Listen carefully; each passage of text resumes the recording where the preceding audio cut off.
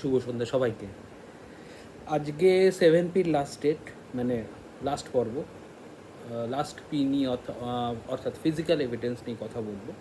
তারপরেও অবশ্য দুটো পি আছে, সেটা হচ্ছে সাইকোলজি এবং প্রফিট। সেটা নিয়ে আশা করছি পরবর্তীকালে বলবো। সে দুটো সমানভাবে গুরুত্বপূর্ণ, কিন্তু এই সিরিজে রাখবো কি না সেরকম পড়াশোনা বা আপনাদের বলার মতো তৈরি করতে পেরেছি কি না সেটা আমাকে ভাবতে হবে, দেখতেও হবে যে কতটা কি রেডি আছে। তো সেটা নিয়ে বলার আগে বলে দিই যে 7P যা যা বলেছিলাম সেগুলোর মধ্যে ছিল product including branding, price, place, promotion, processes, people.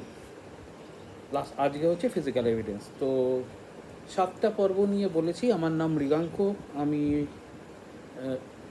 বিভিন্ন বিষয়ে কনসালটেন্সি বা সাহায্য করে থাকি স্টার্ট আপদের, মিড লেভেল কোম্পানি, বড় কোম্পানি হলো বড় কোম্পানি, প্লাস অবশ্যই একটা চাকরি মতন আছে যেটা একটা আছে যেটা আমি করে থাকি, এবং বিভিন্ন জায়গায় আমি কনসালটেন্সি করে থাকি।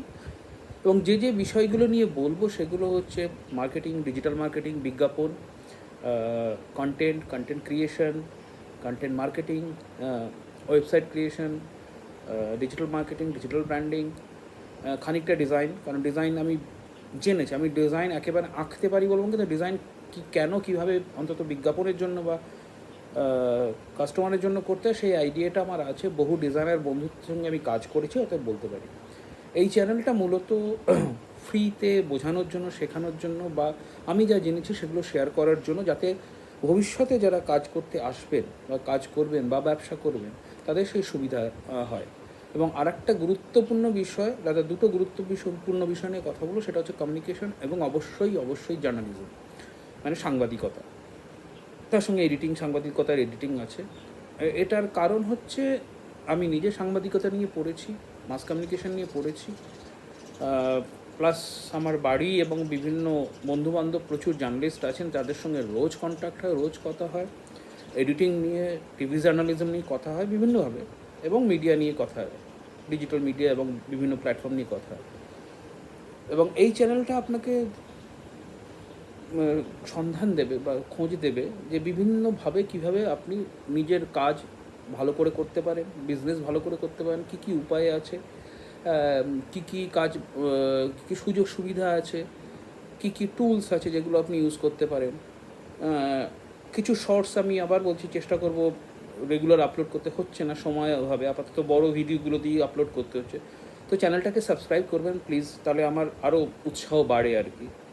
না বাড়লেও এমন নয় যে আপনার সাবস্ক্রাইব করলেন না বলে আমি চালিয়ে যাব, সেটা নয়। আমি দিয়ে যাব, ঠিক করেছি যখন দিয়েই যাব, চলতে থাকবে এটা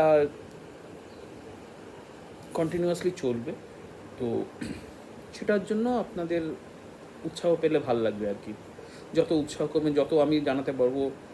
এখন আমি হয়তো ক্যামেরার সামনে আসছি, কিছু সময় পরে আমি অবভিয়াসলি স্ক্রিনে কিছু জিনিস দেখাবো, ওয়েবসাইটে গিয়ে দেখাবো, টিপস, শর্টের টিপস করে দেখাবো, সেগুলো আছে। সেগুলো আমি চেষ্টা করছি যত তাড়াতাড়ি আনা যায়, একটা টাইম লাগে সময় বাঁচিয়ে, তো সেটা আমি করার চেষ্টা করছি। তো পিপল নিয়ে, মানে পিপল না, ফিজিক্যাল এভিডেন্স ব্যাপারটা কি? ফিজিক্যাল এভিডেন্স ব্যাপারটা হচ্ছে মানে মানুষ যখন প্রত্যক্ষ করছে, মানে কাস্টমার বা যারা আপনাদের কাছ থেকে জিনিস কিনছেন তারা আপনাদের কাছ থেকে আপনাদের সঙ্গে যখন মিট করছেন, মানে যারা ব্র্যান্ড এবং প্রোডাক্টের রিপ্রেজেন্টেটিভ হচ্ছেন। ধরুন আপনি শপিং মলে গেলেন, গিয়ে একটা জিনিস কিনবেন, সেই জিনিসটা যে কাস্টমার এক্সিকিউটিভ বা যে sales person over the counter বিক্রি করছেন বা যিনি বলছেন, ব্যাখ্যা করছেন, সেটা হচ্ছে ফিজিক্যাল এভিডেন্স। মানে ফিজিক্যাল এভিডেন্স বোঝার জন্য আপনার যে সেলস স্টাফ আছে, মার্কেটিংটা স্টাফ আছে, তারা কীরকমভাবে আপনার ব্র্যান্ড, প্রোডাক্ট এবং সার্ভিসকে প্রতিনিধিত্ব করছে, রিপ্রেজেন্ট কীভাবে করছে, সেটা ভয়ঙ্করভাবে ম্যাটার করে। ব্যাড কাস্টমার এক্সপিরিয়েন্স মানে হচ্ছে সেই কাস্টমারটা শুধু চলেই গেল এরকম নয়, বাকি আরও অন্তত 50, 100, 1000, 2000, 10,000, 15,000, লাখের কাছাকাছি কাস্টমার আপনার কাছে আসতে পারতো, তাদের আসাটা বন্ধ হয়ে যাবে। সো ফিজিক্যাল এভিডেন্সটা জরুরি। ফিজিক্যাল এভিডেন্স মানে সবসময় এটা না যে ব্রেক অ্যান্ড মর্টার স্টোর মানে একটা দোকান হতেই হবে, সেটা না। অনলাইনেও ফিজিক্যাল এভিডেন্স দেখা যায়। বহু যারা বিক্রি করছেন বা লাইভ করে বিক্রি করছেন বা অনলাইনে কাস্টমার কেয়ারের সঙ্গে চ্যাট করছেন, সেগুলো ফিজিক্যাল এভিডেন্স আছে।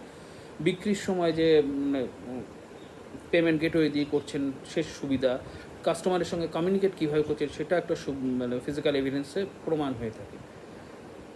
এর দুটো দিক আছে, দুটো দিকে হচ্ছে মানে অনলাইন এবং অফলাইন, মানে ডিজিটাল এবং ফিজিক্যাল দুটোই থাকতে হবে। একটা টার্ম আছে আপনারা জেনে রাখবেন, ফিজিক্যাল এবং ডিজিটাল, এই দুটোই আপনাদের প্রেজেন্স এবং ফিজিক্যাল এভিডেন্স যদি ভালো থাকে তার থেকে ভালো কিছু হয় না। একটা উদাহরণ দিই, যে ফিজিক্যাল মানে ডিজিটাল থেকে ফিজিক্যালি এসছেন অবভিয়াসলি কাস্টমার মানে এক্সপিরিয়েন্স এনহ্যান্স করার জন্য, বাড়িয়ে তোলার জন্য, কাস্টমারদের আরও বেশি করে কাছে পাওয়ার জন্য, তাদের বোঝার জন্য তারা হচ্ছেন লেন্স কার্ড কিন্তু যেটা করেছিলেন তারা প্রথমে অনলাইনে বিক্রি করা শুরু করলেন। এমন না যে বিশাল সাফল্য এসেছিলো তাদের একসময়, এই মুহূর্তে হয়তো গ্রাফ উঁচু নিচু হতেই থাকে, কিন্তু ব্যাপারটা সেটা না। ব্যাপারটা হচ্ছে লেন্স কার্টের কিন্তু আপনি এখন প্রায় প্রত্যেকটা শপিং মলে একটা করে ফিজিক্যাল স্টোর দেখতে পারবেন। কারণ মনে করি যে ভারতীয় মানসিকতা ওই একটু ছুঁয়ে দেখে কেনার অভ্যেস আছে, সেটা বিদেশেও আছে এমন নয়, কিন্তু ভারতীয়তে বেশি আছে। একটু গিয়ে সবজিটা দেখে কিনবো, শাড়িটা ছুঁয়ে কিনবো, বইটা একটু পাতা উল্টে দেখবো। এই ছুঁয়ে দেখার এক্সপিরিয়েন্সটা মারাত্মক। ইন্দ্রিয় দিয়ে ছুঁয়ে দেখে নেড়ে চেড়ে কেনা, সেটা একটা বিশাল একটা অভিজ্ঞতা। কিছু কিছু ক্ষেত্রে অবশ্যই অভিজ্ঞতাগুলো খারাপ হয়। ধরুন আপনি যারা অনেকেই আছেন শাড়ি জামা কিনতে চান, তাকে এরপর শাড়ি নামালেন, তারপর কিছু না কিনে ফিরে এলেন, সেটা একটা যেমন হয়। আবার কেউ আছেন মানে পুরুষ মহিলা নির্বিশেষে আমি বলছি, যারা গেলেন এটা পছন্দ, সেটা যদি পেলেন, সেটা যদি সঙ্গে সঙ্গে হাজির করলো, সঙ্গে সঙ্গে কিনে নিয়ে চলে গেলেন, সেটা তাদের কাছে স্যাটিসফ্যাকশান। এই স্যাটিসফ্যাকশান লেভেলটা কিন্তু আপনাদের ক্রিয়েট করতেই হবে। তার সঙ্গে আছে হচ্ছে ওভারঅল ব্র্যান্ড এক্সপিরিয়েন্স। মানে ব্র্যান্ড, আপনি যখন দোকানে ঢুকছেন বা আপনি যখন আপনার মানে কেউ যখন কোনো কাস্টমার যখন আপনার সাইটে ঢুকছেন, ওয়েবসাইটে ঢুকছেন, কোনো কাস্টমার আপনার দোকানে ঢুকছে, আপনার সেলস কাস্টমারদের সঙ্গে করছেন, প্রোডাক্ট ব্রাউজ করছেন অনলাইনে, বা যে ভিজুয়াল মার্চেন্ডাইজিং আছে সেখানে দেখে বেড়াচ্ছেন, সেখানে তার যে এক্সপিরিয়েন্সগুলো হয় সেটাও কিন্তু ম্যাটার করে। ওই মানে স্কোরিং, মানে বলে না হ্যাপিনেস স্কোরিং থাকে বিভিন্ন জায়গায়, সেই স্কোরিংগুলোকে বাড়াতে সাহায্য করে, নম্বর দেয় তারা নিজেরাই নম্বর, আচ্ছা এটা এরকম ভালো, এটা এরকম ভালো, এটা এরকম সুবিধা, এগুলো আছে। অনলাইনের ক্ষেত্রেও আছে, অফলাইনের ক্ষেত্রেও আছে, সেগুলো বিভিন্ন স্তর আছে, সেই স্তরগুলো অতিক্রম করে সাজিয়ে দিতে হয়। যত সাজিয়ে যত সহজভাবে দেবেন, তত মানুষের পক্ষে যারা কিনতে যাচ্ছেন তাদেরকে, সেটা সার্ভিসও, আমি যেরকম সার্ভিস দিই সেটাও যেমন হয়, অ্যাপ্রোচেবল হতে হবে, ইজি হতে হবে, প্যাকেজিংটা এত ভালো হতে হবে যে দেখেই কিনতে ইচ্ছা করবে।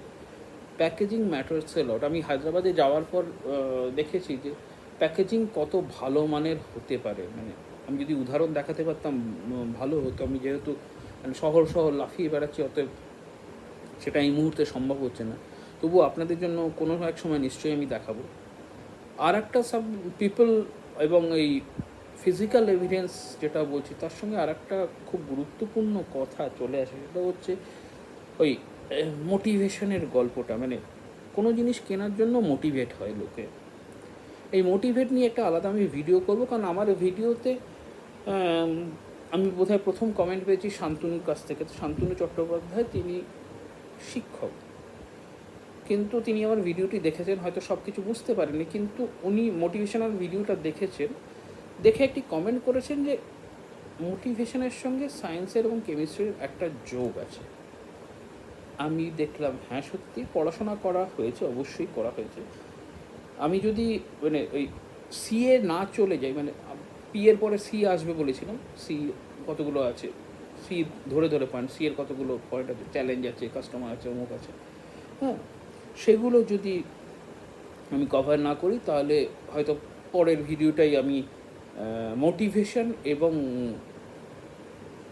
বাকিটা যেটা কেমিস্ট্রি যেটা আছে সেটা আমি বোঝানোর চেষ্টা করব, এবং বিজনেসের ক্ষেত্রে সেটা কতটা কাজে দেয়। এই একটা কমেন্ট পেয়েছি, খুব ভালো লেগেছে আমার কমেন্টটা পেয়ে, সেটা একটা। এবং শান্তনু আমাকে বলেছে যে যাদের দরকার হয় আমি তাদের কাছে পাঠিয়ে দেবো, আপনারাও সেটা করবেন। যদি মনে হয় এই ব্যাপারগুলো, এই কথাগুলো সবার পছন্দ হবে, আপনি পাঠিয়ে দেবেন। তো ফিজিক্যাল এভিডেন্সের অনেকগুলো এগুলো আমি ছোটো ছোটো করছি, কারণ এগুলো বিস্তারে, মানে এগুলোর জন্য বছরভর ধরে ক্লাস হয়। মানে একটা 10 মিনিটের কি 20 মিনিটের একটা ভিডিওতে সেটা পুরো করা যায় না। হ্যাঁ, কিন্তু ফিজিক্যাল এভিডেন্সের মূল ব্যাপারটা হচ্ছে আমরা আমাদের কাস্টমার যারা আছে, এই মুহূর্তে কাস্টমার যারা আছেন তাদের কি করে বারবার আশ্বস্ত করতে পারি যে না, আপনারা যে মালটা আমাদের কাছ থেকে কিনছেন সেটা ভালো, সেটা খুবই ভালো, এবং সেটা কিনলে আপনাদের উপকার হবে এবং ভবিষ্যতেও আপনারা এই প্রোডাক্ট বা সার্ভিসটা কিনতে পারেন বা নিতে পারেন। এটা হচ্ছে বিশ্বাসযোগ্যতা তৈরি করার একটা প্রসেস। ব্র্যান্ডের প্রতি বিশ্বাসযোগ্যতা এবং নির্ভরতা যত বাড়বে, তত আপনার লয়াল কাস্টমার বেস তত বাড়বে, এবং সেটা কিন্তু ভয়ঙ্করভাবে জরুরি, সেটা ডিজিটাল ডোমেনে হোক বা ফিজিক্যাল ডোমেনে হোক। ভাষা তো একটা ম্যাটার করে, বিভিন্ন ক্ষেত্রে বিভিন্ন ভাষা ম্যাটার করে। ফিজিক্যাল এভিডেন্সের ক্ষেত্রে যদি বাংলায় করেন, বাংলা ভাষাটা ঠিকঠাকভাবে বলতে হবে, ঠিকঠাকভাবে জানতে হবে। সেটা যে কোনো সেক্টর, ব্যাঙ্কিং সেক্টর হোক, রিয়েল এস্টেট সেক্টর হোক, বা বই হোক, সিনেমা হোক, সিরিয়াল হোক, সেখানে বাংলা ভাষাটা ম্যাটার করে।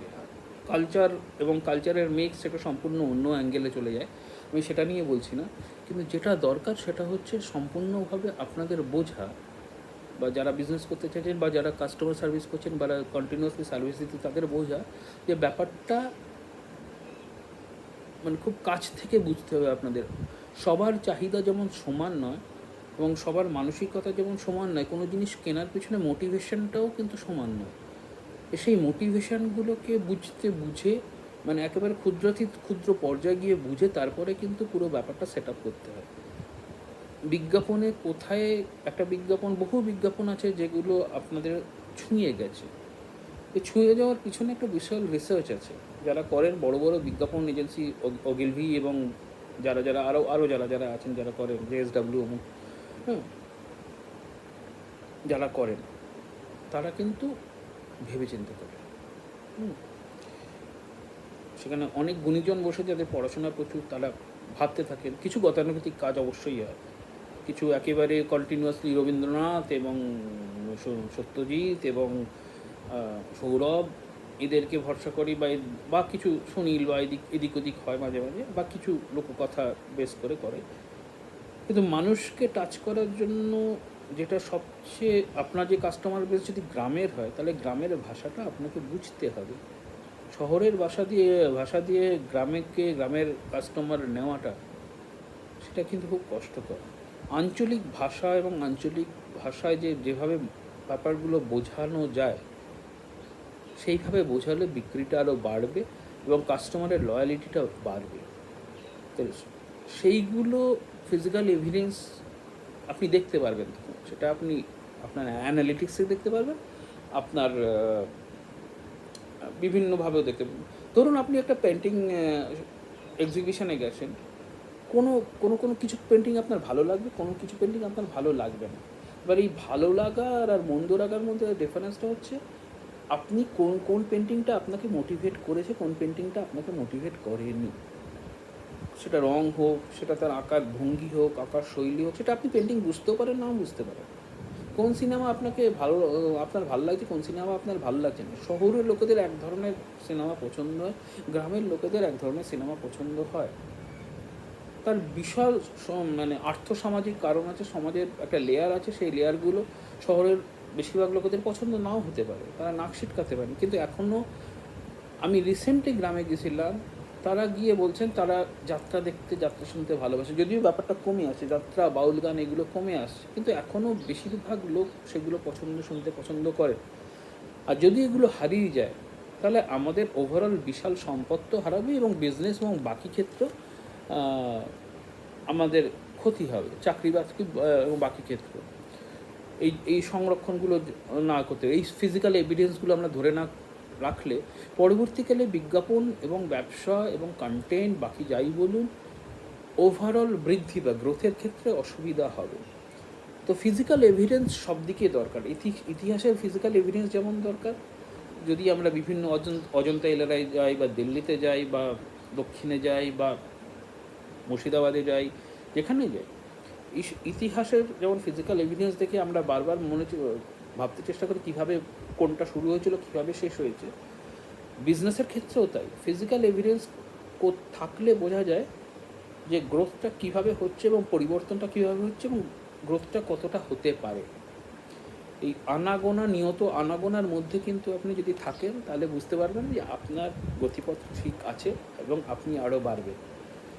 আজকে এই পর্যন্তই। কালকে আশা করছি ওই সাইকোলজি, মোটিভেশন এবং বিজনেসের ব্যাপারটা নিয়ে একটা ভিডিও করব। চেষ্টা করব আজকে একটা শর্ট ভিডিও করার, আপলোড করার। যদি পছন্দ হয় আবার বলছি সাবস্ক্রাইব করবেন। সাবস্ক্রাইব করলে ভাল লাগবে, বারবার ভাল লাগবে।